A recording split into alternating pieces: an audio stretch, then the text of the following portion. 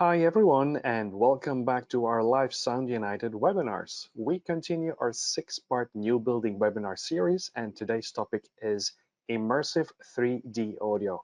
So we're going to discuss how we apply the guidelines for DTS-X and IMAX Enhanced to get the absolute best sound in our listening rooms of our brand new headquarters in Carlsbad. And for that, we will be joined by Paul Gallo. He's the Director of Product Management at Xperi. And we have Sound United webinar favorite Glen Stone, VP of Systems Architecture, also at Xperi. So welcome to the webinar, gentlemen, and thank you for your time. So Glen, you've got to be impressed with all that equipment in those rooms, right? Oh, there are 3 rooms here. I'm not going home. Phil thanks me for coming. It's too hard to want to leave. We'll get into it, but you know, these rooms are beautiful. They've got acoustic treatments. They've got wonderful speakers, a lot of power. So we got a lot to talk about. So without further ado, I'm going to hand it over now to Phil, Paul, and Glen, live from our brand new office in Carlsbad. Over to you, Phil. Hello, everyone, and good morning, good evening, depending on where you're at in the world. It's Phil again, and I finally get to be in the same room 6 feet away from Glen. And Glen has done multiple sessions with us along the way when we talked about immersive audio, subwoofer placement, speaker placement, your favorite movie demos, creative content, you know, the session on, you know, what do creatives look for when they make content. So Glen is a regular, but this is the first time we are actually in the same room. Unfortunately, Paul is on the East Coast. And what time is it there, Paul, for you? Midnight. Midnight. So Yeah. Paul is a soldier to come and hang out with us today. So today we're going to be talking, this continues our series on the new building. So we built this beautiful new facility in northern San Diego, Carlsbad, to highlight all of our great brands that make up the Sound United umbrella. So in this building, of course, we have our sales and engineering, our marketing teams, our designers, but we also have a large space in this building designed specifically for retail demos, experiences that we can bring customers, dealers, clients, press, and give them the ability to experience the building. Now, we have a variety of different sound rooms in this particular facility. We have multiple rooms that are set up for surround sound. These 2 rooms here are designed and they can be utilized for 5.1.4 type surround sound solutions. We have a high-end 2-channel room where we do our really cool high-end hi-fi testing and demonstrations. And lastly, the room that Glen and I are in today, which is our reference theater. And we can't talk about a reference theater without bringing up IMAX and DTS and IMAX Enhanced. All of those things represent quality hi-fi and quality home theater. Now, both of you guys have the term Xperi. The company is Xperi. But can you explain, I think I have Paul, do you want to talk about who Xperi is and what is that company entail when and how does it work with DTS and all those other things? Sure. So Xperi is a technology company and we serve different markets like connected car, consumer devices, pro audio and content creation, pay TV. And we do that with brands, you know, like TiVo, HD Radio, and DTS. We like to say we like to make extraordinary experiences. We like to make entertainment more entertaining and smart devices smarter. That's really what we're all about. Yeah. So they're like, you guys are like a conglomeration of brands. We're like an umbrella, like Sound United. Yeah, pretty much like Sound United. So they're working on providing the content and the experiences. We work with them closely to build the hardware and make sure that our hardware works great to relay that experience. For example, this theater. This theater is a reference theater, while we have those other listening rooms that can be used for 5.1.4, Dolby Atmos, DTS-X, IMAX Enhanced. But then we have this reference theater where people go, well, what's the best you got? And this room is designed to show you what is the best thing that any human being would put in a room about this size. And it is completely overkill. You can see by the amplifiers that are cooking Glen's back there that the goal is to provide a large, high-powered amplifier system that gives you basically effortless precision when it comes to surround sound. Now, the goal of this room was to be able to play all of the different surround sound formats. And one thing that's nice about Denon and Marantz receivers is we are the only company that supports all of the immersive audio formats. We are surround sound format agnostic. We want to give you, the dealer, and you, the customer, the opportunity to choose the one that you like best. But we just want to make sure that experience is maximized. Now, Sound United has a very long relationship with DTS, and we were actually one of the first receivers. You mentioned it was a Denon that was one of the first receivers. Denon had to fly to Japan. Exactly. So Glen went over there, and like I said, it was one of those things where, so when you look at things like DTS X, DTS Virtual X, IMAX Enhanced, we have always been one of the first to introduce and work with them to develop to bring these experiences to the home. So Paul, you were mentioning, what was the first DTS movie that came out? You mentioned that because there was kind of like a story about kind DTS. of unknown monster movie, Jurassic Park. Right? Exactly. So DTS got his start in cinema, right? And Steven Spielberg was looking for a way to power his soundtrack for his new movie that was coming out, and DTS gave him a demo, and next thing you know, Jurassic Park is opening worldwide, and the audio was powered by DTS technology. And later, DTS would show up in the home as digital surround on DVD, and then later on Blu-ray with DTS HD, and now we've got DTS-X on Ultra HD Blu-ray. Exactly. And we were talking before, like I remember when DTS was kind of announced, because I was still working in the stores back then, and I remember the Eagles' Hell Freezes Over. That was one of the first DTS music discs, and we were amazed at the quality of that recording. And one thing that DTS has always been famous for is no compromise quality. They really try to make sure that they minimize the amount of compression and that they give you the best experience, which is why Spielberg chose it for Jurassic Park. And I remember, I still think that's one of the best music discs. I miss those music discs. Bring back the music discs, because I actually really love those discs. Were those actually DVDs? I can't remember how we played those back. Were those DVDs? Original Hell Freezes Over? Because it wasn't video. It was was it like an essay? No, it was a DVD audio disc. DVD audio. It was audio, if I remember. Yeah, and we had titles from The Police and Lyle Lovett and Porcupine Tree, Steely Dan, Palmer. Yeah. So I thought those were really cool. So DTS has always been at the forefront. First with multi-channel music, home theater, multi-channel music, and when you go to a theater, you will see it's still one of the references that are used in professional cinema. Now, what we're here, this room that we're in today was designed, like I said, to be prepared for the future. So, and we'll talk a little bit about what's in this room, because we surround sound technologies are continuing to advance. And the new one that was introduced last year was DTS-X Pro. And DTS-X Pro is an enhanced version of what was originally DTS-X. We have a couple of receivers, including the 6700, the Marantz SR8015, as well as the Marantz surround sound processors, the 7706, A8805, as well as the big Denon X8500 that will support DTS-X Pro. You can now utilize the 13 channels that are built into those receivers for processing.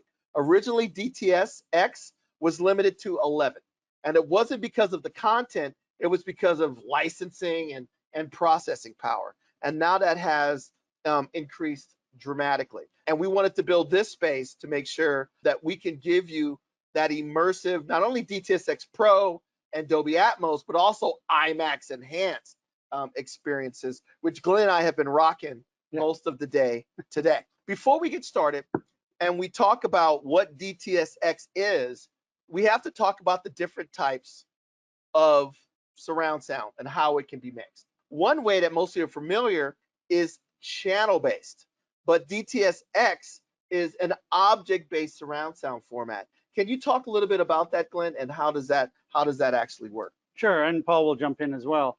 So DTS:X is both channel-based and object-based. And in fact,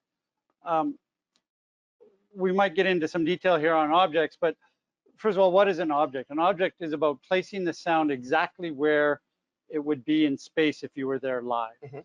And the way that's done is that where channel-based sends discrete channels of audio to each speaker, an object will actually be a mathematical formula. It has metadata that fires up 3 speakers to calculate and triangulate and place that object where it should be. So if a fly is going to fly around and it's going to go up and down in front of you and then around your head, that'll be an object, and it's on the fly calculated frame by frame as to where it's going to be placed.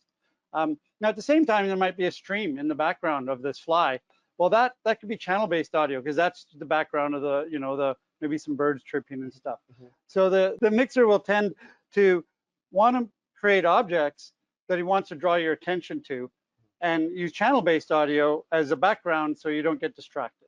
Exactly. So originally, when we talked about surround sound, most of the time you heard channel-based. We were Dolby Pro Logic, which is basically 2-channel with some sort of matrixing. Then we went to 5.1, actually 4.1. Then we went to 5.1. Then we went to 7.1. Then we went to 9.1. So a lot of times when we talk about surround sounds, people think about channels. The way that we talk about the receivers, we talk mostly about channels. But the latest immersive surround sound formats, while they will have a base layer of channels, there's also what are these objects. And like as Glenn said, these objects can be assigned a location, a size, and an intensity. And that is added as metadata into the signal. And then the receiver will look at that, where that object is and where it's located, and see how many channels it has to render that object in space. The more channels you have, the easier it is for it to better render that object, to localize that object in space. Recordings are not, when they do these recordings, Paul's a musician, you can tell by all the stuff behind him. When they do records, half the time the guitar player plays it, then the drummer plays their part, then the singer sings their part, then the singer may sing another portion, his chorus, and then they have all these channels that are mixed together. Movies are done the same way. They record all the audio. Leaves may be a paper bag, someone stomping on a paper bag in a studio, and they could be hundreds and hundreds of audio tracks. And the old way was I would assign those audio tracks to a physical channel, or say I wanted it to be in between 2 speakers. Right. If I mix it evenly between the left channel and the right channel, it'll form a phantom image in the middle. So that's channel mixing. This is not done that way. You still have, if you look at this drawing, the purple is the channels, the basic channel bed layer. This ensures that these types of immersive formats, whether they're Dolby Atmos, DTS:X, are backwards compatible. So if you have a system that is only a channel-based system, guess what? The disc works perfectly fine. Then the mixer can assign up to over 100 different objects to the scene. And you can see those are the little green dots here.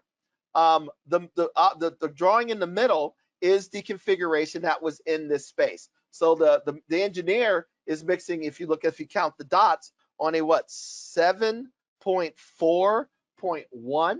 Now you can have more channels than the engineer has and get a better experience than what the engineer had when he mixed it, because we're not mixing to the channels. We're mixing to the objects into a location in space. If you look over this little three-dimensional drawing, and you'll see these little balls. The size of the ball indicates how big that object is. Is it a fly, like Glenn said, or is it an airplane, or or King Kong? The next one is how dark the object is, how bright the object is how loud it is. So these balls dictate the size, the scale, and the volume. And the engineer just basically has a joystick and says, I want that sound to be right there. And on their channel, on their system, it may use the left front and the left surround to put that object there. But if you have a 25 channel system, it may physically come from a speaker in your room, because you may actually have a speaker where that object is located. Now, we've asked this before, Paul, if you look at all these objects, are you gonna and they can do 100 different objects in a mix?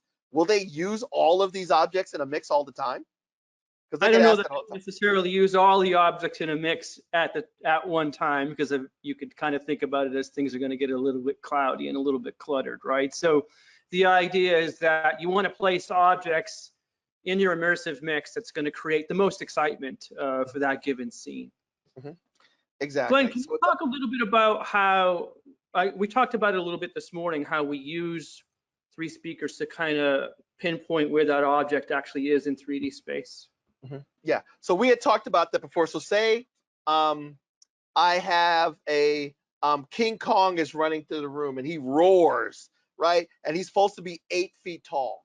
So what they can do is they can you look at it, the receiver will look at it, say that object has to go 8 feet tall in the front of the room. And what it'll do is say, well, based on the way you configured the system, you have 2 front heights and a center channel. And by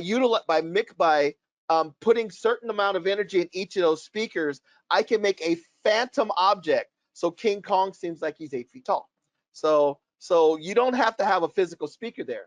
It works basically the way stereo works. If I have 2 stereo speakers and they're properly set up, I can localize objects across the sound stage, even if there's not a physical speaker there. So it's a pretty smart technology that I think is really, really, really, really cool.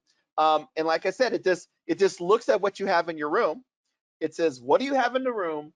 And as your system grows, the receiver has more flexibility on how I utilize those speakers to make that effect. So say if I wanted something to image in between the front left and the rear surround on a 5.4 system, 5.1.4 system, I have to do a phantom image.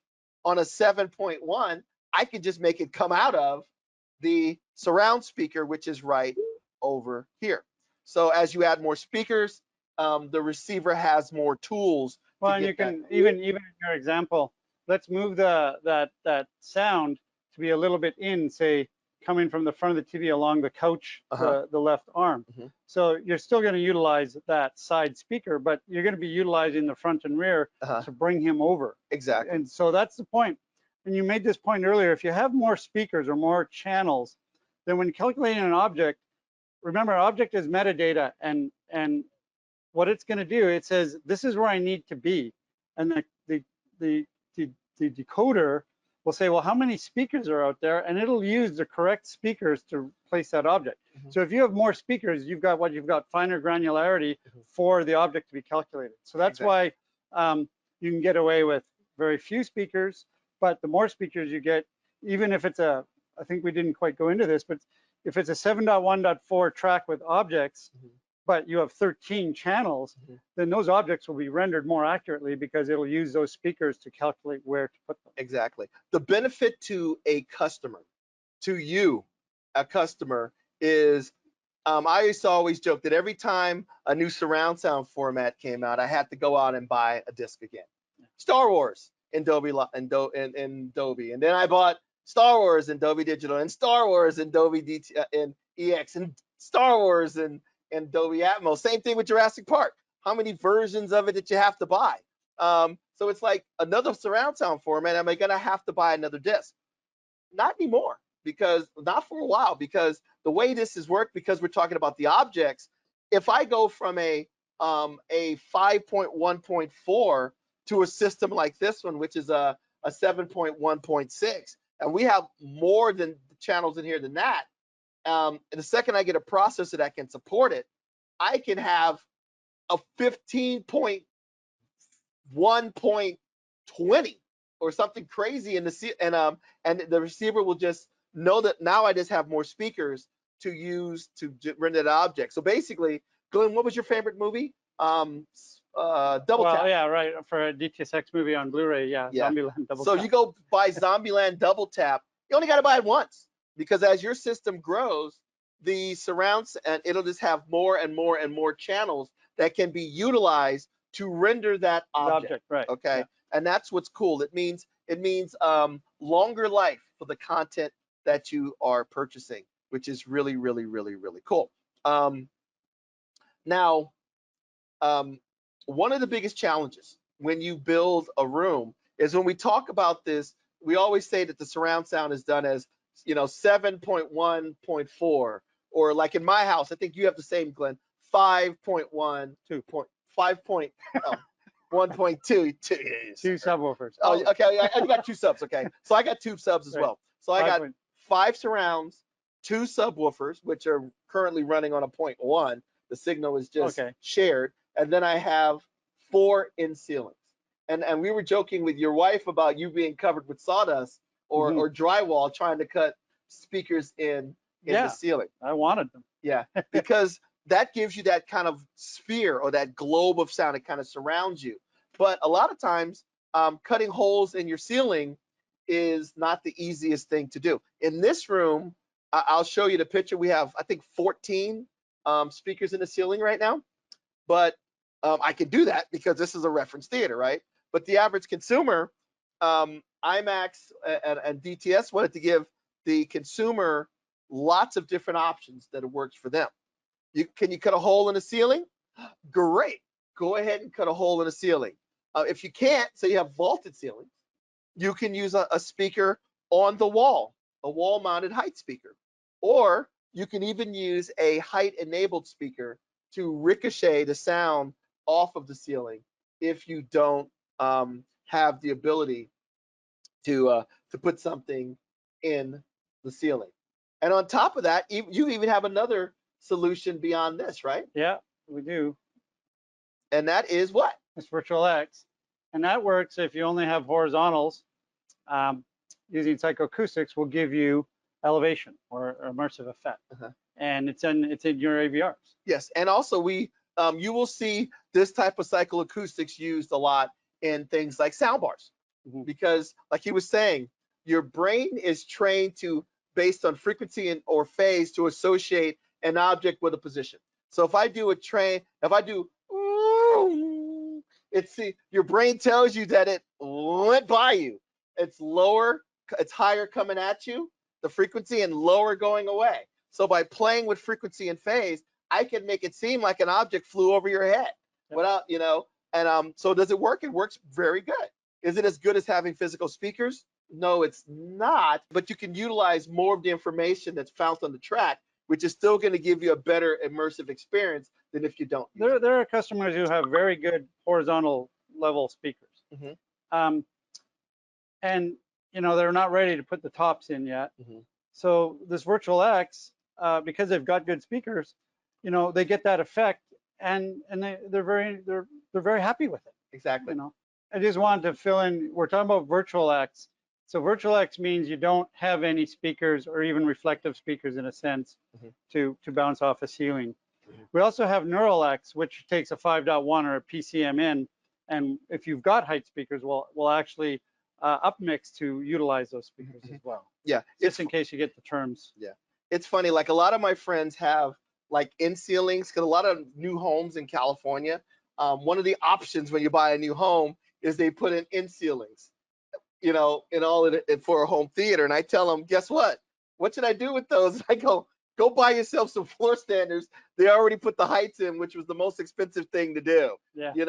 And use those, the ones that they were going to use for your surround sound, and use them now for your heights. Yeah. So a lot of times those speakers, you'll find a lot of new track tones in California that they were going to do all in-ceiling surround, and you go, you'd be better to use those for heights for this particular application. So there's, the goal is you have lots and lots of different options. In this room, because this room was purpose-built specifically for home theater, we put in a whole bunch of Bowers overhead in-ceiling stuff, a lot of them, and we'll show you what that is in the future. We were talking about DTS-X and there's also DTS-X Pro, but then there's standard just DTS. So there's a large amount of content that's available, and you'll see a lot of these different versions of DTS on a variety of different content, whether it's older CDs, DVDs, Blu-rays, broadcasts, and things like that. The pinnacle of DTS right now is DTS-X or DTS-X Pro. Now, remember, the content, whether you have a receiver that is DTS-X or a receiver that's DTS-X Pro, they're both using the same content, which is DTS-X content. It's just the Pro receiver has more processing. So it's almost like Pro, think of Pro as bigger processor. Bigger processor means more channels of processing is the best way to think of it, which is really cool. Originally, DTS was limited to 11. With DTS-X Pro, you can go far, far, far more channels. Now, this is important because of streaming services. Before, there's not a lot of people going to movie theaters right now. So you're starting to see a lot more direct release type content. So people are starting to really kind of care. If I'm going to pay $30 to see Wonder Woman or some big movie because direct release, I'm going to want the best picture and the best sound. And that's where these better immersive surround sound formats come in. And DTS-X Pro, by the way, can support up to 30.2 channels. The original DTS-X, when it was released for consumers, was limited to 11.1. And it wasn't because of the content. It was because of things such as licensing and the processing power of the AVR or the receiver. Now, the manufacturer is free to build receivers that can support up to 30.2 channels of surround processing and amplification. I would love to see someone to put 30. The first person out there that puts 30 channel speakers in their room, send me a photograph. I would love to have it, and I will frame it and put it in my house and say, look, honey, this is what I want to do. There's one. There's out there. There's 22. Yeah. There are some companies like we always joke. Trenoff makes some really insane stuff, right? It's Trenoff, right? Yeah. They go up into the high 20s. Same content, is just a different level of customer. We are the first AVRs that don't cost that will do it. Now, a Trenoff is a great piece, but it's the price of a small BMW. We are a little bit more approachable, and we are the largest when it comes to, excuse me, Denon & Marantz is the largest when it comes to AVRs. If you look here, there's a whole lot of channels there. You have your, you'll see that there's a center front height. If you look behind Glenn, I actually put a center rear height. Why? Because I can't wait till I have a processor that will run that. So if I'm going to build a room, I wanted to make sure that we had enough channels to do all of the effects. So I have 14 in the ceiling, not because we're using them now, but because we may be able to use them in the future. Yeah. Now, let's talk about the 0.2 thing. Is all DTS-X Pro content have 2 LFE channels, Glenn? No, and in fact, let's let our drummer talk about that. He likes to talk about subwoofers. Well, I think we talked about that a little earlier, right? So we can actually have more than 2 subwoofers. And I think in some of our bigger demos that we've done with you guys, Phil, we've had 4 subwoofers in systems, right? And we like to do that because using multiple subwoofers enables us to actually even out how the low frequency information is actually distributed in the room, whether we're filling in a null or cutting down a peak. Exactly. Yeah, and I think, the follow on is, what is going on that .2? Is it 2 separate LFE channels? Today, that's up to the mixers and to the audio studio mixers.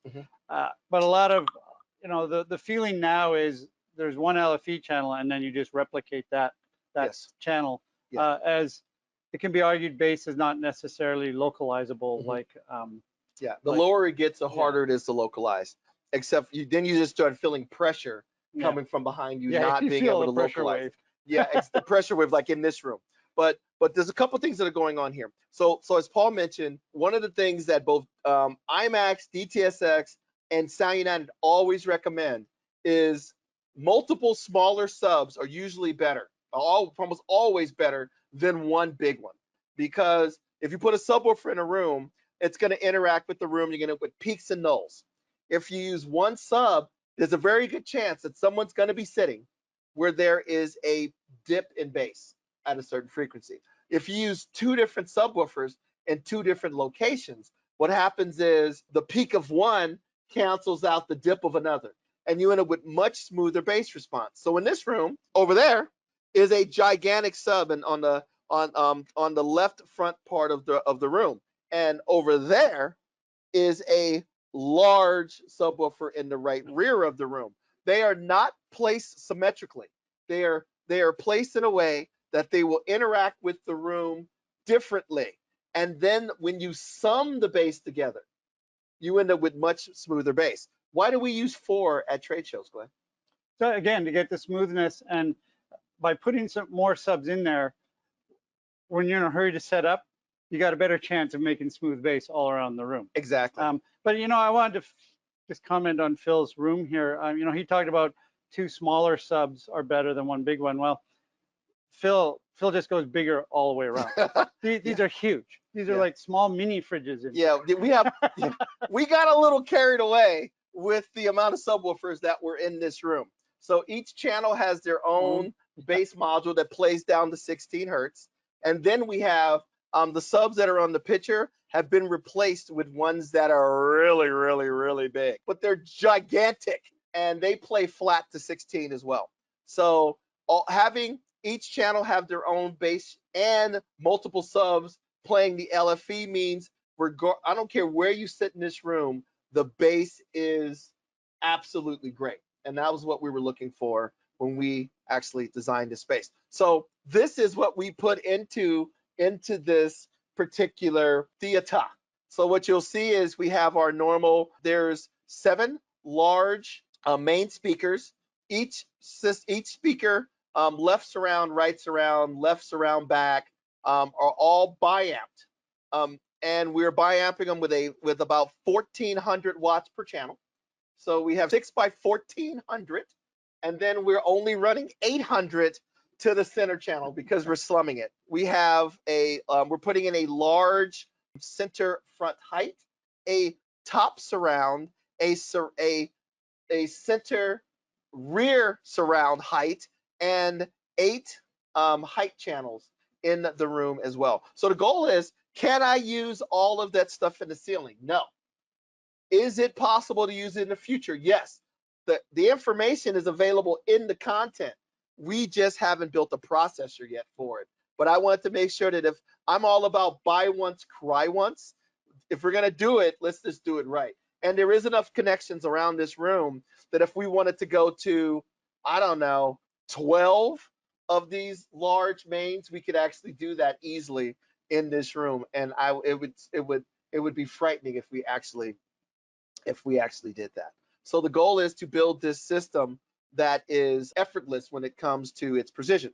And then also everybody goes, well, what are you driving it with? A very big rack of amplifiers. So you can see the amplifier racks that are driving the system: 4 PM10s, 6 1,000 watt monoblocks, and 2 M77 7 channel Marantz amplifiers. And I have space for more amplifiers. Now, does Sound United make a bigger system than this? Yes, we do, but it's too big for this room. This is the most stuff you can stick in a room of this size. That's the best way that I can. But we wanted to make a system that was a reference, because people come in and they go, all right, play some IMAX Enhanced, or play me a DTS track, impress me. And anybody that's not impressed with this is a little loco. So there's the rear channels in the room. Those stand about what, 5.5 feet Yeah. tall. And this is before we put in all of our acoustic treatments that are in the space right now. The left surrounds and every surround channel is very, very, very, very, very, very, very big. Now, and the goal is just to make it effortless and be ready for the future. Now, No, question for you, because that's a lot of power in there, right?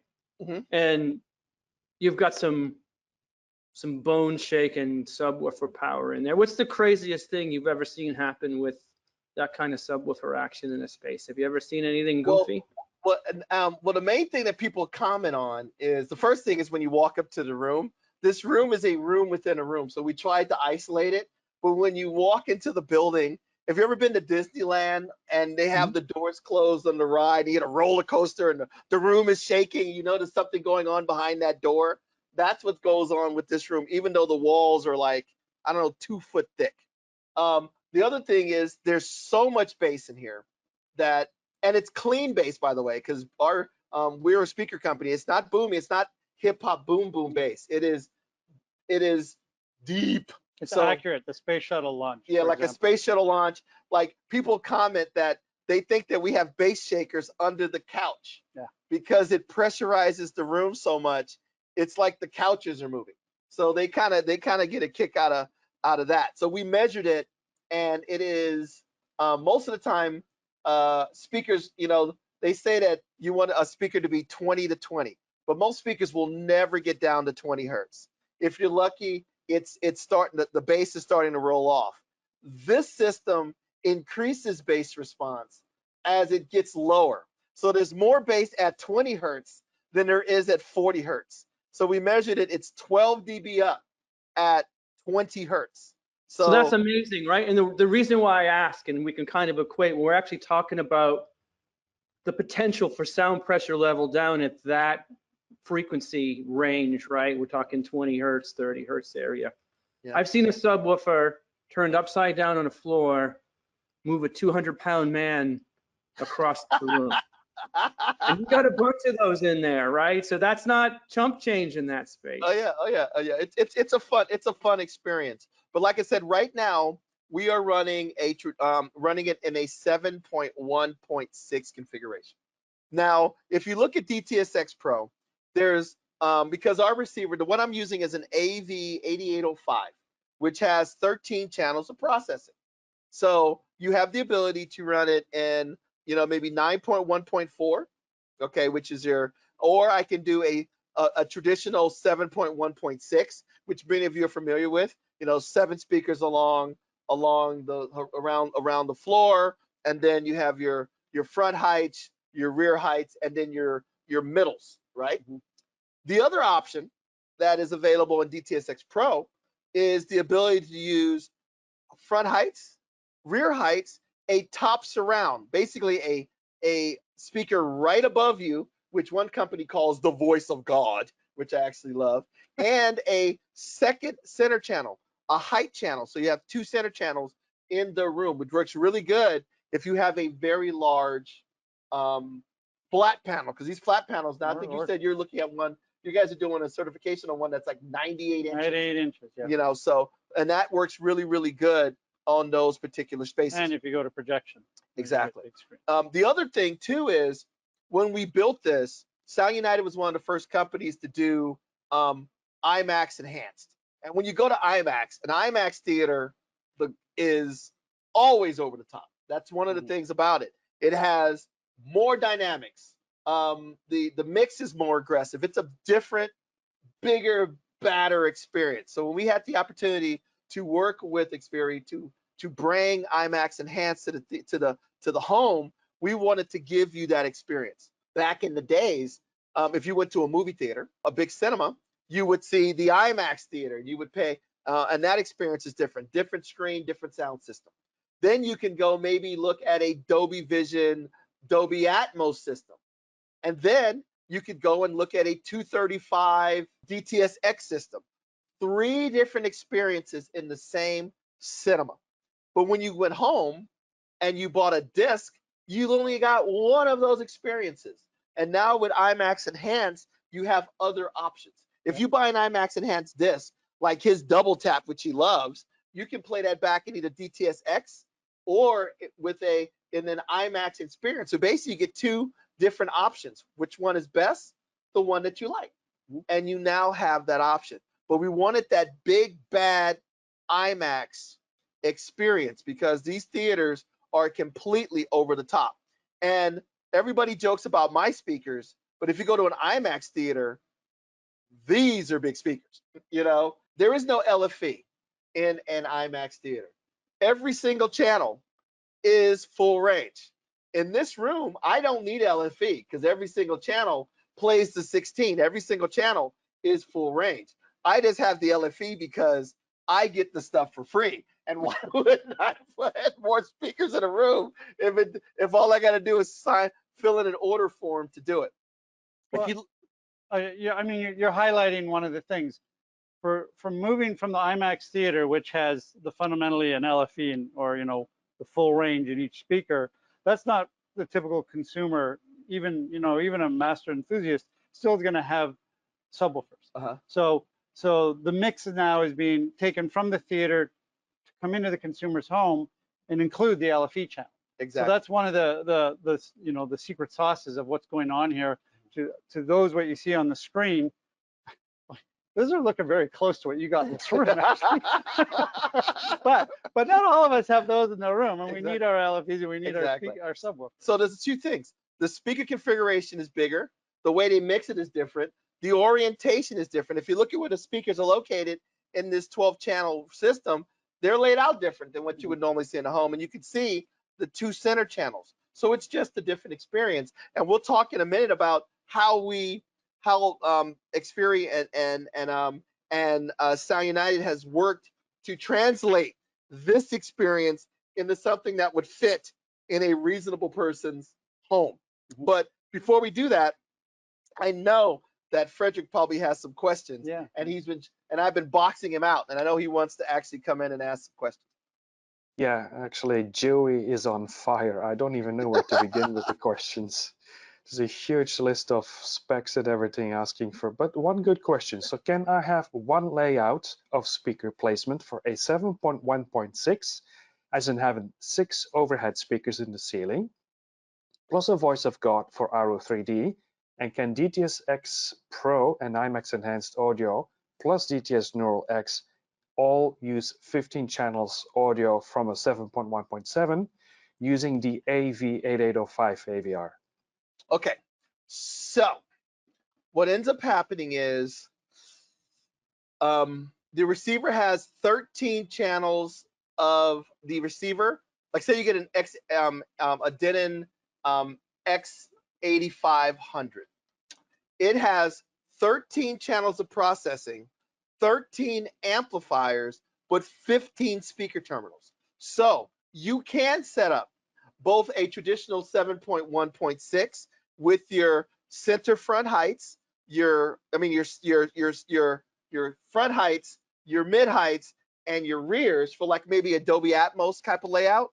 And then you can go into the amplifier assignment, which we'll talk about a little bit later, and switch to those channels to now utilize the 13 channels of processing to power the 13 amplifiers to now power front heights, a center front height, a top surround, and rear heights. You just basically are redirecting the power. If I have an this AV8805 here, it has 13 channels of processing, but 15 pre-outs. And I have enough amplifiers to connect it. So all I have to do is if Glenn wants to hear the voice of God / center height, I would just go into the menu system real quick and switch the processor to feed the other channels on the amplifier, which drives the top surround and the center front height. So you do have that flexibility of having both systems. The big thing that we want to stress too is these layouts between these different surround sound formats. While the drawings are different, if you really look at the drawings, the layouts are pretty similar. So most of the positions that you were looking at, if you set it up for 7.1.6, it's going to work perfectly fine for DTSX and Dolby Atmos. And both of them will receiver and will look at where the speakers are positioned, and it will talk to the renderer and make sure that you get the best experience, because sometimes where you can place the speaker may not be the perfect place, but you'll still get a great experience. One, if you throw your picture back up, and maybe you were going to go there. So it is a little confusing. The point is, you know, if you're just going to set up sort of a standard layout of 6 heights, and they're just, so there are 3 in a row. We'll do that. That's perfect. Now, if you play an IMAX movie, we did talk a little bit about this center height. IMAX movies in the theater are very big screens. So they actually have 2 center channels, one sort of below and one above, to help get the center channel accuracy correct. So we have the capability to also render that center channel. Now, if you do the 3 and 3, that center front height channel in an IMAX mix will come as an object. And we'll render that. Remember how we talked about objects? So it'll actually use your center channel and your front 2 heights to bring that object up to here in your height. If you configured your system to have a center front height speaker, then it'll just come straight out that center front height speaker. That's what Phil was also talking about earlier. That's the discrete output for that channel. Discrete output effect. Exactly. Now, if you made a 15 channel processor, then you wouldn't have to move your speakers around. But exactly. Believe me, everybody, half the guys on this call probably want that. And then we talk about the top surround. Now, there isn't a, that top surround, what ends up happening is, say you have a helicopter over your head. Before, the system would use your middle front heights or whatever it had to try to give you the impression of that flyover by using stereo imaging, which is what they normally do. But now, because you have a top surround, if you enable the Neuro X, whenever it sees something go over your head, it goes through that top surround. Or if a helicopter's hovering above your head, like I love Apocalypse Now. If you watch Apocalypse Now, the beginning of Apocalypse Now, he's laying in bed and he's kind of hallucinating, and it's supposed to be a helicopter, but it is a ceiling fan. So you're watching it, and if you have a really good system and you play Apocalypse Now, you'll want to look up because it'll feel like there's a ceiling fan above your head, even if there's not a speaker above your head. And if you properly set it up, you have a good system, you'll get that effect.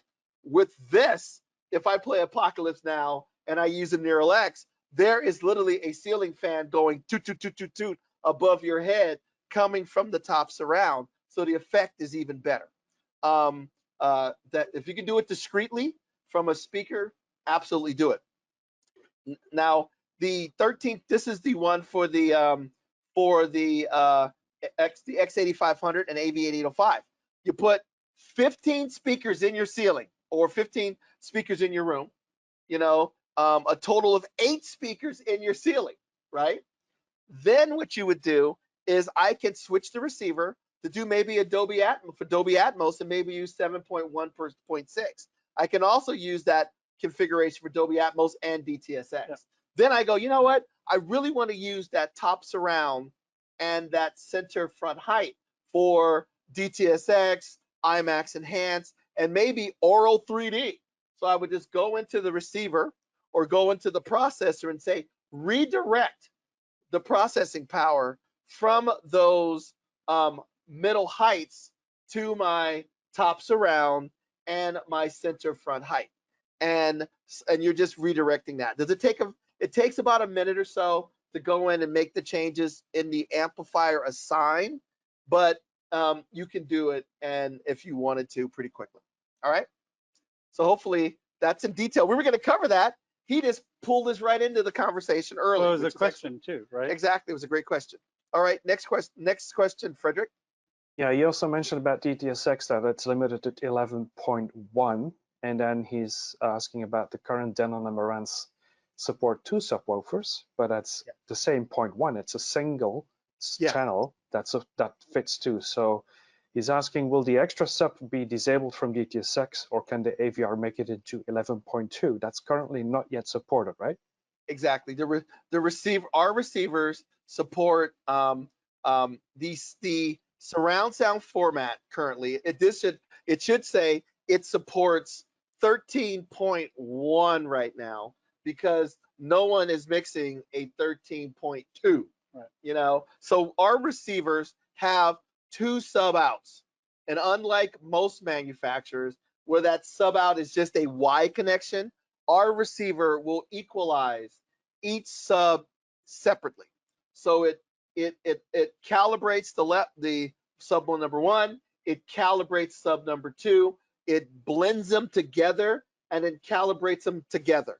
So it's still a 0.1, but if we're using 2 subs, the signal is still. Well, it's important to make sure you use those 2 outputs if you have 2 subs, because when you do Odyssey or room equalization, it works with that to blend those together, as opposed to daisy chaining them. Now, when we do 4, then I would daisy chain 2 on each. Yeah. So maybe 2. You daisy chain 2 in the front and 2 in the back. The 2 in the front are equalized together. The 2 in the back are equalized together. So that's the thing. Now, all DTS can do is provide the tool.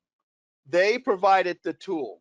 It's up to the manufacturer, and it's up to the creator on how they use the tool. We were talking about, was it Dunkirk? Which movie is still only mixed in 5? Oh yeah, Dunkirk. So Dunkirk is a very interesting movie that the director believed that it was basically 5.1.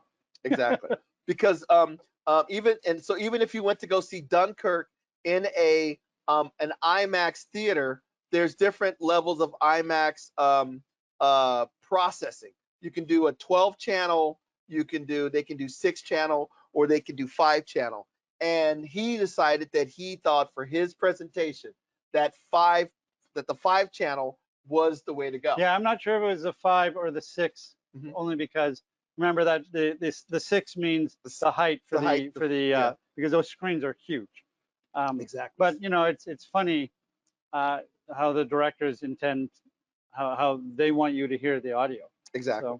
So it's up to the director. So all DTS can do is give them a tool, and that tool now supports 30.2, and it's up to the directors, and the surround sound processors and the manufacturers to better utilize that format.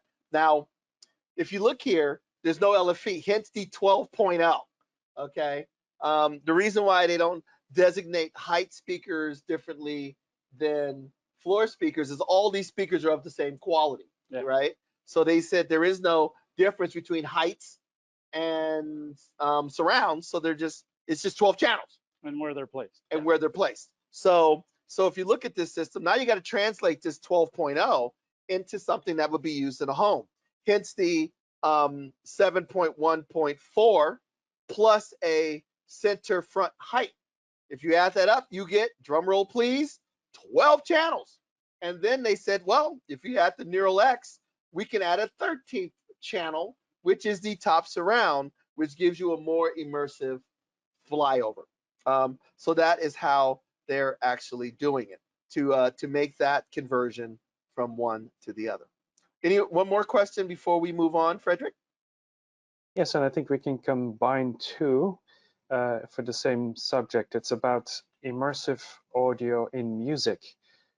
We know the Apple Music HD and Tidal has started offering immersive formats, immersive music in a specific format, each their own. Will DTS also have the ambitions to make music available through streaming using your DTSX streaming protocol? That's a question for Paul. That's a good question.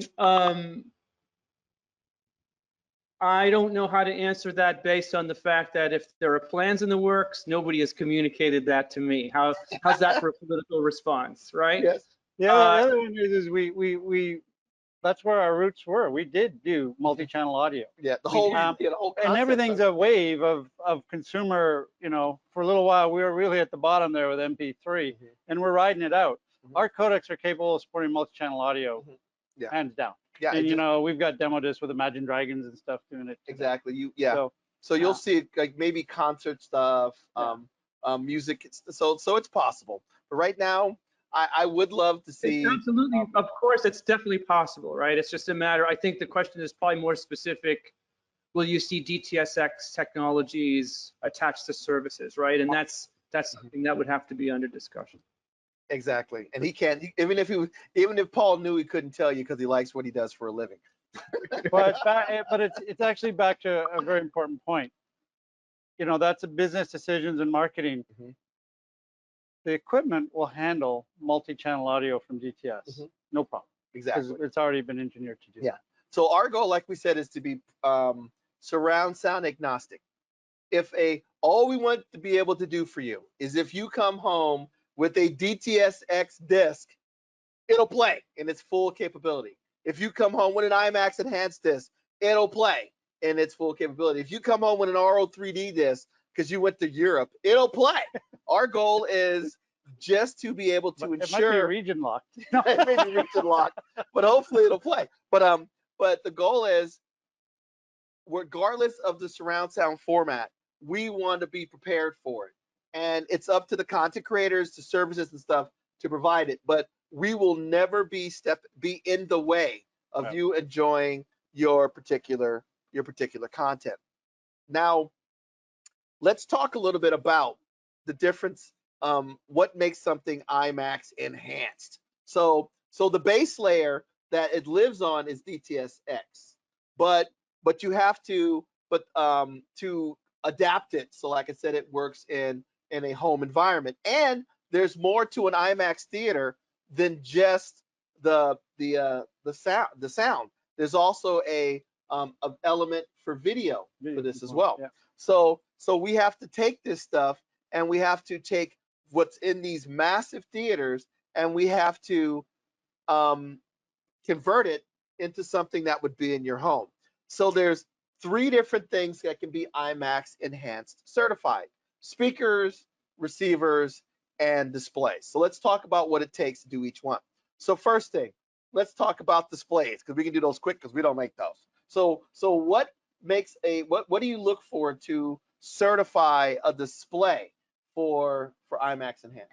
Okay, so what the director does when they make a movie is they envision how this movie is going to be seen on a big screen. They envision all the different kind of colors you're going to see. The balance, the color of white. Is it blue or is it red, warm or cold? A bunch of things like that. The motion, how the movie is filmed is in 24 frames per second. So on an IMAX Enhanced certified TV, we work with the manufacturers to best replicate that viewing experience on a flat panel display or a projector like you would get in the theater. So we talk about how bright it gets. We talk about the color of white. We talk about it better accurately display 24 frames per second so that you get that same movie-like experience. So we have a certification program. And I'm actually very involved in that, where we go and we work with IMAX because they tend to like their colors a little bit saturated. So we have to make sure the TV can support that. So to be certified, you're getting this TV that when you put it into IMAX mode, you're getting the picture like you see it in the movie theater, or best as possible. I mean, you know, it's not as big as a movie theater, right? But that's what it's all about. So it's more about you verify performance capabilities to make sure that when the content is fed to it, the display is capable of giving you a level that meets the expectation of IMAX. Right. So contrast, black level, motion performance, clarity, that type of stuff. One of the things, you know, there's some very easy things you can tell when you watch TV that will annoy you. If it goes all white and you can't see any detail and it kind of goes blinding and just goes off, or you can't see the wrinkles in a shirt in a dark scene. So these are these contrast levels and white levels. These have to be spot on to get an IMAX certification out of the box. You have to be able to see this. We were joking that this webinar is a TV calibration tool. If I look like my head is floating all by itself and you can't make out my black shirt behind this black background and Glenn being separated from that rack of equipment, that means you need to make some adjustments on your computer monitor, right? So same thing. Do I see all the shadow detail? Do I have all the highlight detail? Is it blown out? Are the colors correct? Is it sharp? Everything else. So they're making sure that the TV does a really good job reproducing the content. Speakers.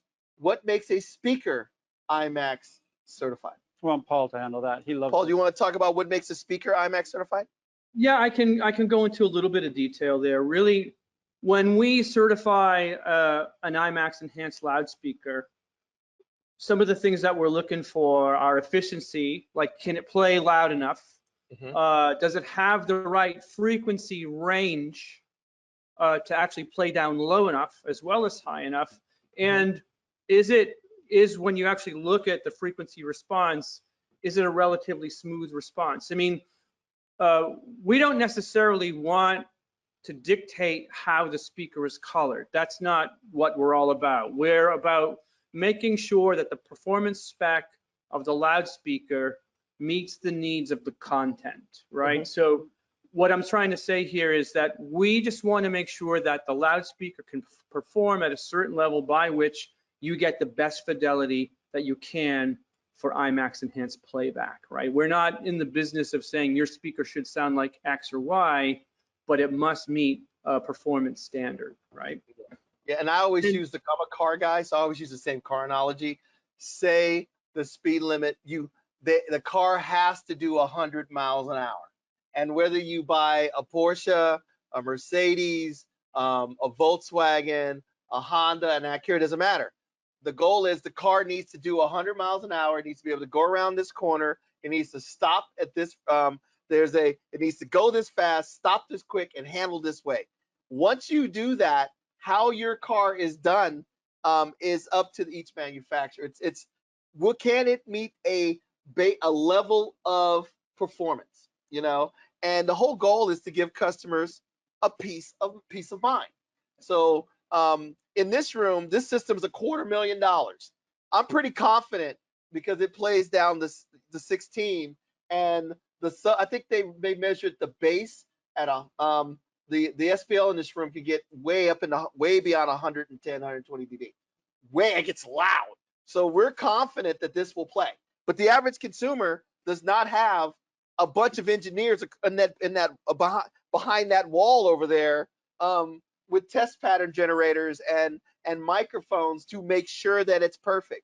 And the IMAX Enhanced certification process gives you, as a customer or dealer, peace of mind to know that if I buy these pieces, it's going to be able to handle the rigors of the content. If I'm building a new system and I want to be able to play IMAX Enhanced content, purchasing products with the IMAX Enhanced marks makes it easier for me to build that system, right? And so using the examples that you have on the slide, as you mentioned, we certify projectors and displays. We have IMAX Enhanced AVRs. We have IMAX Enhanced certified passive loudspeakers, as well as powered subwoofers and even sound bars, right? And I'm gonna, if I can, a little bit with Glen's help, segue into a question that's on the chat, and that is, do we really need a three-way in the ceiling? And the answer is no, because based on what content might actually appear in the height channels, it may not actually be content that actually has a lot of bass in it, right? It doesn't mean you can't hang a three-way from your ceiling if the boss of the house allows it, but it would be overkill based on what content is going to go there, right? So hopefully that's answering the question for you. Yeah. Many times these objects, they're mixed to they're not, they mix them. They're smaller bullets whizzing by, and then a lot of times because of bass management, any of that excessive bass that would be above your head would be mixed into the bass track instead. Anyway, so now actually that leads us to the AVR, because if you look at the receiver, you're not making it do anything different. I mean, we look at the display. You're not making it do anything different. It's just you should use this mode to get the best performance from this piece of content. If you look at the speaker, it is, that it's going to play. It can handle the volume, the bass, the high frequency, the detail fount of the content. we're not adding anything to the speaker to make it IMAX Enhanced. We're not adding anything to a display to make it IMAX Enhanced. The AVR, when it sees IMAX, it switches into IMAX Enhanced mode. So there is literally stuff that's being done inside of the receiver. So can you talk about that? Yeah, and just to clarify on the display will has an IMAX Enhanced mode as well to make sure it is representing the content correctly. But the audio actually, when we've seen some pictures of the IMAX theater, that's a far field mix, meaning that when you listen to movies in IMAX theater, the speakers are actually far away, and the mixer mixes the sound with those speakers being far away from you. A near field mix will be an array of speakers right in front of the sound mixer. Well, guess what? Our homes tend to be like a far field mix. We have our speakers in the corners, and well, here you do. This is a far field mix as well. So this is really cool. So we can take that IMAX far field mix and mix it down to come into your home as a 7.1.4, for example, but with that far field mix with some, understanding of how the bass is supposed to be routed and played. So, well, if you don't have an IMAX Enhanced AVR, you will still get a good sounding audio track, but it won't be optimized.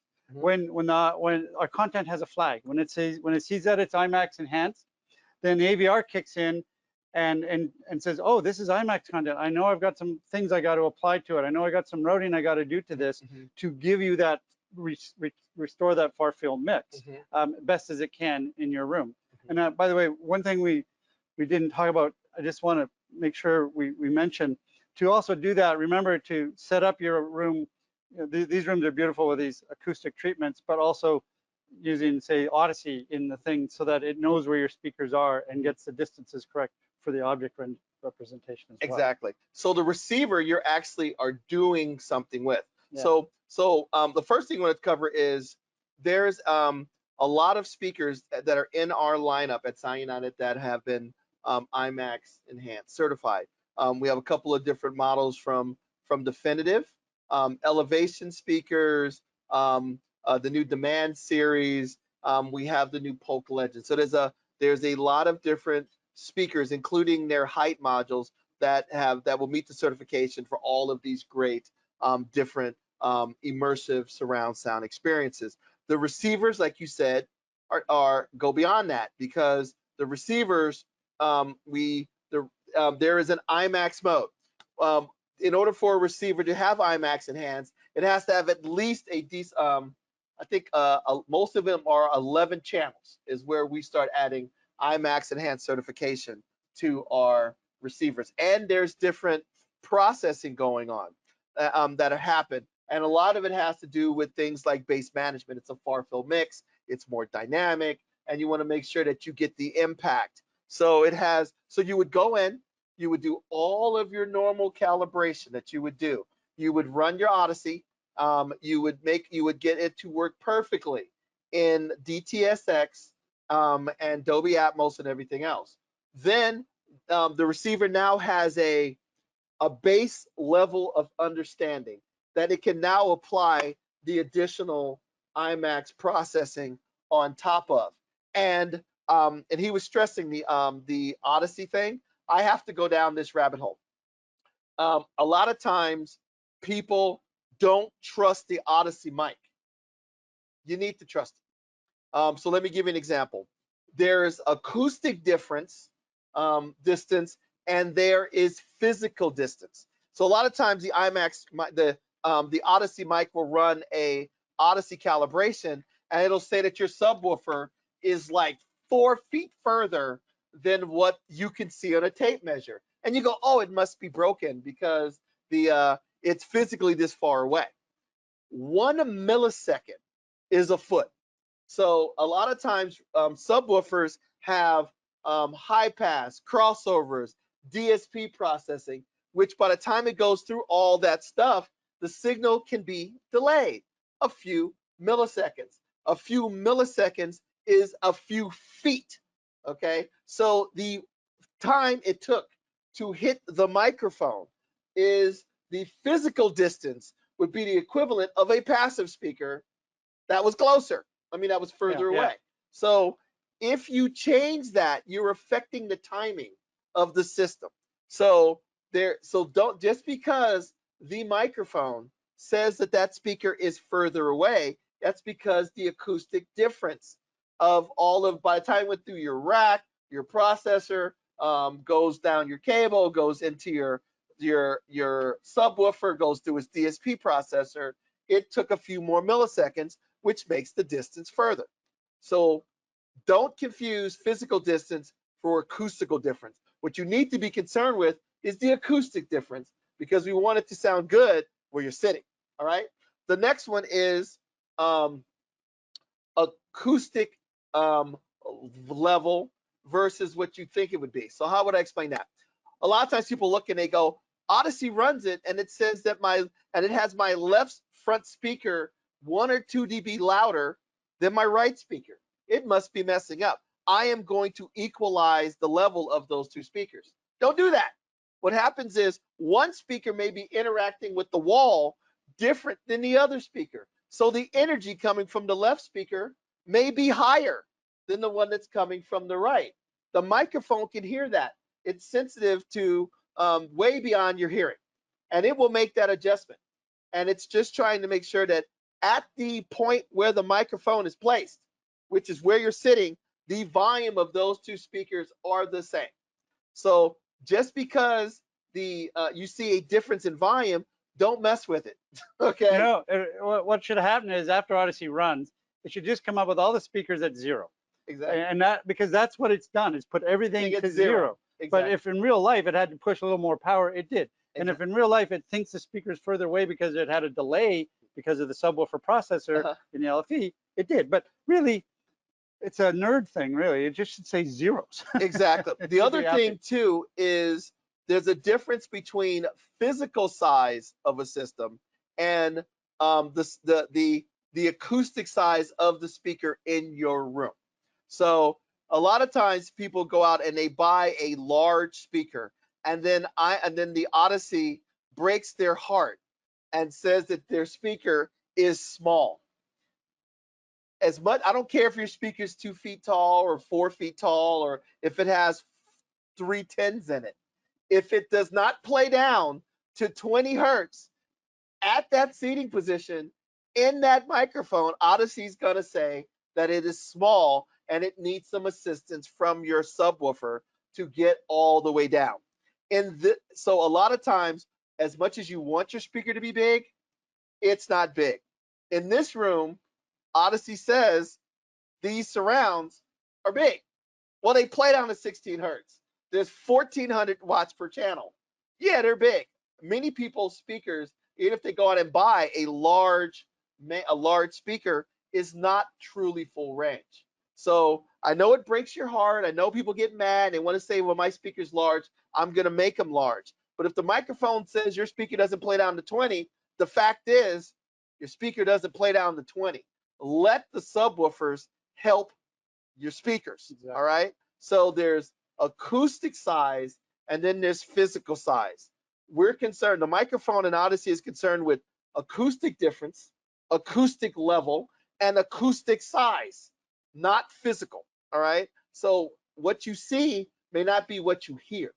And that's something that, so once the Odyssey gives the receiver a base and makes everything, as Glenn said, 0, then the object renderer and the neural up mixer and the object and all of that and the IMAX Enhanced processing can be layered on top of that. But we need a base of 0. You need a reference point. A reference point, exactly. And out of the box, until you run Odyssey, you don't have a reference point. Exactly. So that's an important point. So you need to go in and do that. So now, one thing too with our receivers is there are settings that are built into the receiver for that are dedicated specifically for IMAX Enhanced. Now, you're not going to see these inputs or these settings unless you are running a piece of IMAX Enhanced content, because it says you don't need to see these settings unless you're running IMAX material, because they're designed for adjustment of IMAX material. So if I go here and I go down to surround parameters, you'll notice that right in this receiver, you will see that there are now IMAX Auto mode. settings. Right. Now, I tell people a lot of times in many rooms, just leave it in auto. And there's two different things. IMAX auto, what does that mean? Whenever you see the flag in the content that indicates that it is IMAX Enhanced, I don't care if it's on a Blu-ray or it's sent via eARC from like a Sony TV, it says this content has IMAX in it, and the receiver will switch to those new parameters. You can turn that off. If you turn that off, it basically says, remember the base layer of IMAX Enhanced is DTSX. And you can tell the receiver, even if it's an IMAX and even if that flag is there, just play it back in DTS, the DTS layout. Right. So just why is this? So auto means you get IMAX mode. It goes into IMAX mode for IMAX content. But we don't know what speakers people are going to hook to their AVRs. Because of that, you may have a configuration where you actually don't want the IMAX mode on. Maybe the base management goes in is not good for your speakers. Maybe you have all small speakers or something. So it's a user preference. You know, most people will leave it on, but they're going to go to this other setting potentially where they might want to tweak it a little bit. So they know when they get IMAX content, you like the IMAX sound, but your speakers are just need a little bit of tweaking. So that's what this setting is for. So if you're in auto mode, you can still go in and do some tweaking, you know, should you feel the need. Sound United, Denon and Marantz, as well as Xperi and IMAX said based on the normal customer speaker system, what's the best way to allot base management to get the most IMAX-like experience in a home? And for many people, even when we do demos in the at trade shows, we just leave it a lot of times in auto. But sometimes you may come across a room like this with these gigantic speakers in it, and you may want to modify it. So by going in the manual, I can change my high pass filters and my low pass filters in here. So say, you know what, I want my mains to play a little lower before they are assisted by the subwoofers, because I know that they can. I truly know that they can. I can go in here and make that adjustment. I can adjust where I want the subs to come in. So right now I have the mains playing down to 40 and the subs starting to help out at 70, right? The other one that you'll see that we requested from IMAX and IMAX Enhanced guys is this mode down here called Subwoofer Mode. A lot of times people will go out and buy maybe a pair of our big BP towers, and a lot of times people who buy definitive BP towers, these speakers have subwoofers built in. Basically, each one has a definitive technology supercube subwoofer built into the box. So many people who opt to buy two of these, or maybe Glenn, how many do we use? 6 a lot of times in a room. We put 6 BP 9080 towers in there. A lot of times people say, I really don't need a subwoofer. So what this allows you to do is I can say, if I turn it on, it says play the LFE in low range to all of the speakers, which means if I don't have a subwoofer, take that bass track and feed it to my mains. But you better make sure if you hit this switch that your speakers are large, okay? Because if not, it's going to be sending very, very low frequency information. Actually, I should run it like we haven't done the space shuttle like this. We should. Yeah, it would be fun. So, you know, I want to just try to sum this up sort of simply. And this is a really interesting showing you how companies and different industries can work together. IMAX content, DTS, a technology company, and Sound United actually in the customers' homes with real problems. 7.1.4, you've heard this a lot. This is the standard formula that comes into the home. So we work with IMAX. We say, this is how we're going to bring IMAX into the home. Consumers have LFE channels. They have subwoofers. Sound United says, well, not always. And what are you going to do about that? And we go, okay, well, we have the technology. We know what the mix is. Okay, so we worked with Sound United. You know, I went to Japan and worked with engineers to understand what this was all going to mean, so this could be implemented specifically for those who are not going to follow the recipe of the of the standard AVR consumer. This is people that are going to tweak the systems to the very end, and this is the flexibility you get from that.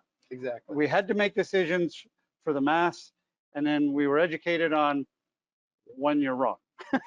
Yeah, like I said, the goal is I always joke that no matter how good something is, someone wants to know, can I turn it off? Wait a minute, you want to turn off the oxygen? Yeah, can you turn it off? I don't, I want to suffocate. Well, okay, fine. Here's a switch. There's always, no matter how good something is, people want to be able to turn it off or modify it. Or turn it louder. Or turn it louder.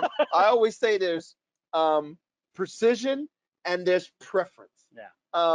Our goal is to get you to the precision, and then you can modify based on your preference. Because guess who wrote the check? Either you did or your client did, and whatever they want, who wrote the check, is the right thing to do. It's not for us to say what it should be.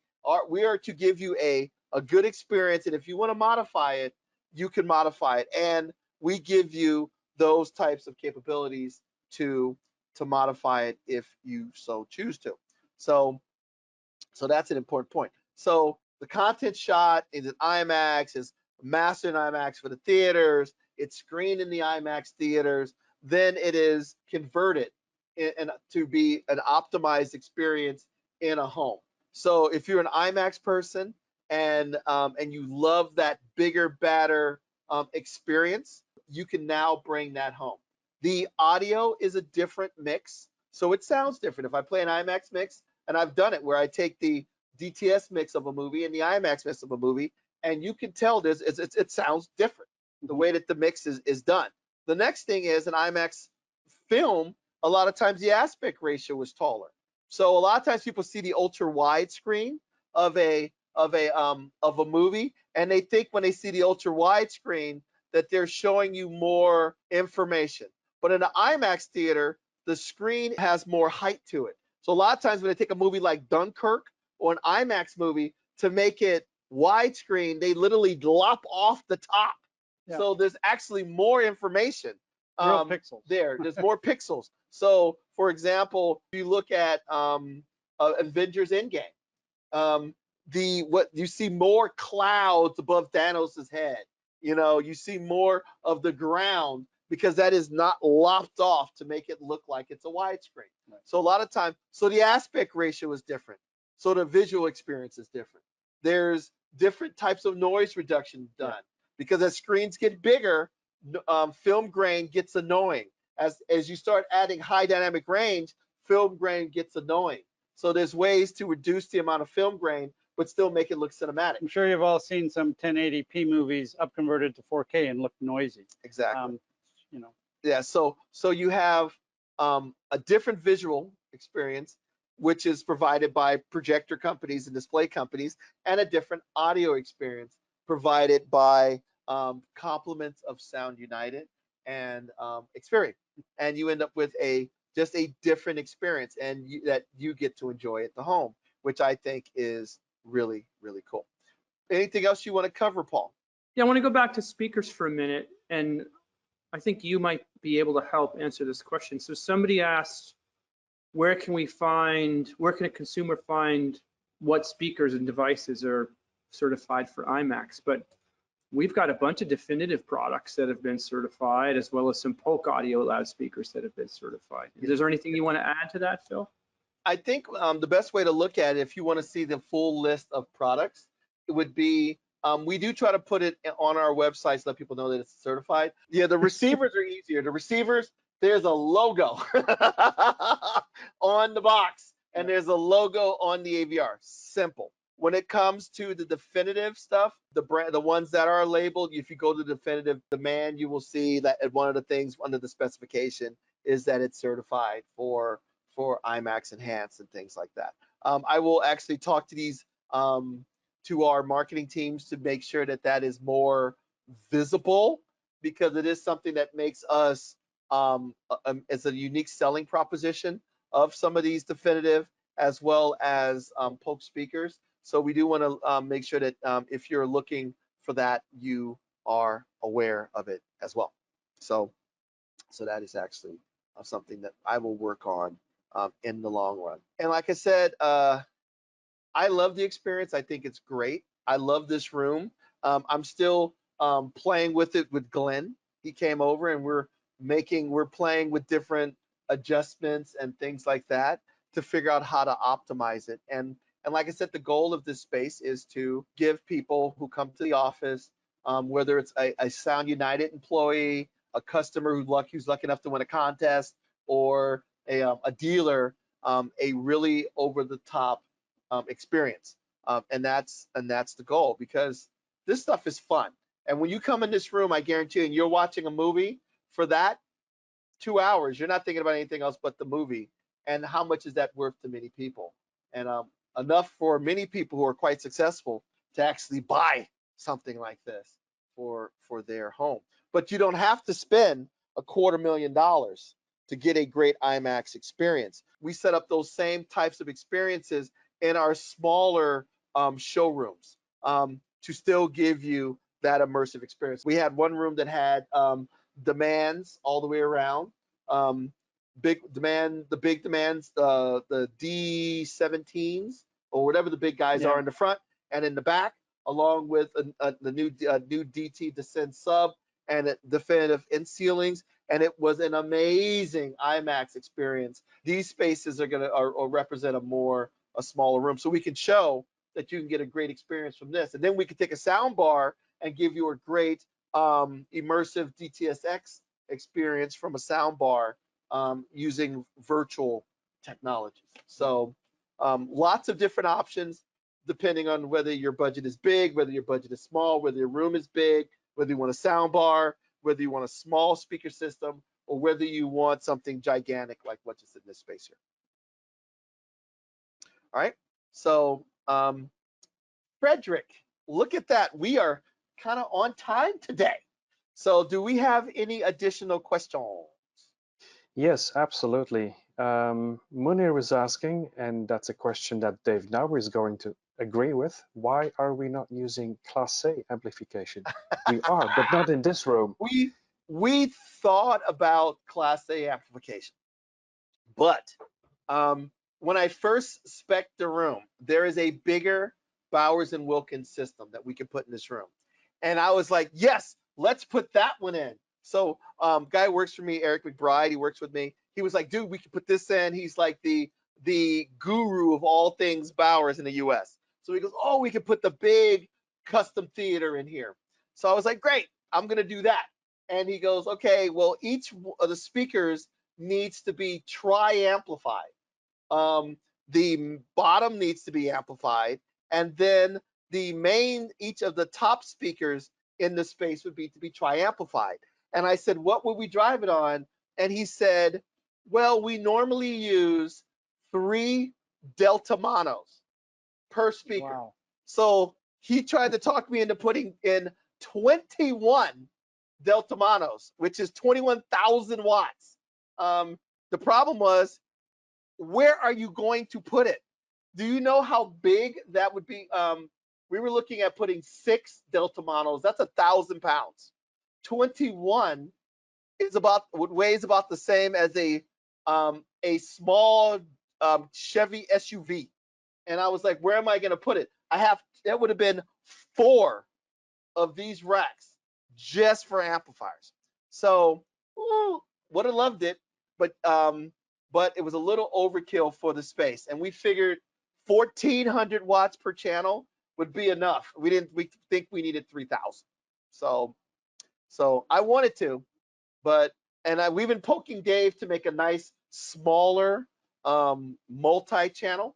And maybe if he does, I'll put a 3rd rack in here so we can actually go that route. Can I avoid installing additional wall-mounted speakers angled towards the listeners and just use 6 of the overhead speakers plus the ceiling voice of God for all the formats in this case? Well, the center front height and the voice of God is pretty much a Oral 3D IMAX Enhanced DTS X thing. Dolby Atmos do not support those 2 channels. So that's the best way. So there is no, but now I don't think, could you apply a neural mixer?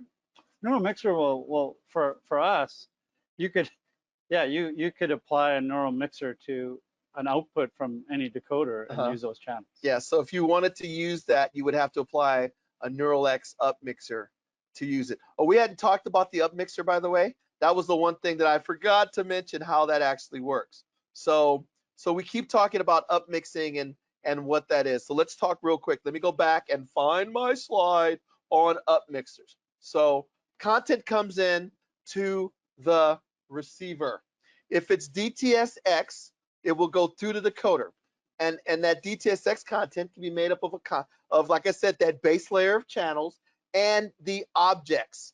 The channels are channels. They just go right out to the up mixer. And if you have 7 speakers and 7 channels, you're good to go. If you have 5 channels and now you have 19 speakers, it would go through the up mixer, and it will do what you need to do. The next thing is the objects go through the renderer, and then the renderer looks at how many speakers you have in your room and where they're located and determines how to place that object in your room. If you take an older piece of DTS content or DTS HD content, it's channel based.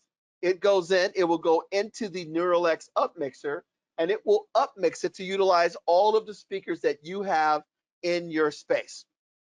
If you have non-DTSX content, for example, Apple TVs, a lot of times I'll put PCM, it can go into the Neural X, and it will utilize all of the speakers in your room.